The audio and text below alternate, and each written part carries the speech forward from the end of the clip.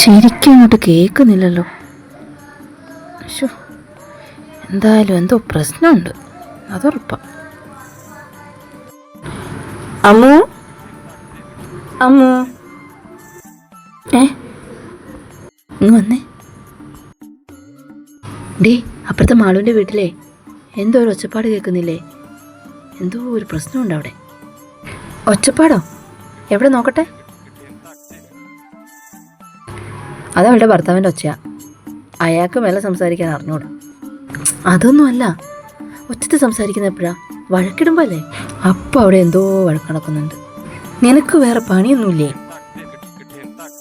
നീ ഒന്ന് ശ്രദ്ധിച്ചു നോക്കി.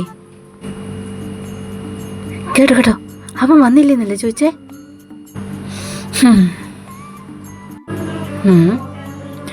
അവൻ വന്നില്ലേന്ന് അങ്ങനെ ചോദിക്കണമെങ്കിൽ എന്തായിരിക്കും പ്രശ്നം? എന്തു പ്രശ്നം? ഒന്നുകിൽ അവക്കാരോ ആയിട്ട് ബന്ധമുണ്ട്, അതവൻ കണ്ടുപിടിച്ചു. അതല്ലെങ്കിൽ അല്ലെങ്കിൽ സംശയരോഗം, അയാൾക്ക് അവളെ സംശയം. എടി പെണ്ണേ, നീ വെറുതെ ഇല്ലാത്ത പ്രശ്നം പറഞ്ഞുണ്ടാക്കല്ലേ. ഇത് ഞാൻ പറഞ്ഞതല്ലോ, നീയും കേട്ടതല്ലേ അവൻ വന്നോന്ന് ചോദിക്കുന്നേ. എടി, ഇന്നെന്താ ആഴ്ച? ഇന്ന് ബുധനാഴ്ച. ബുധനാഴ്ച ആയുള്ളൂ.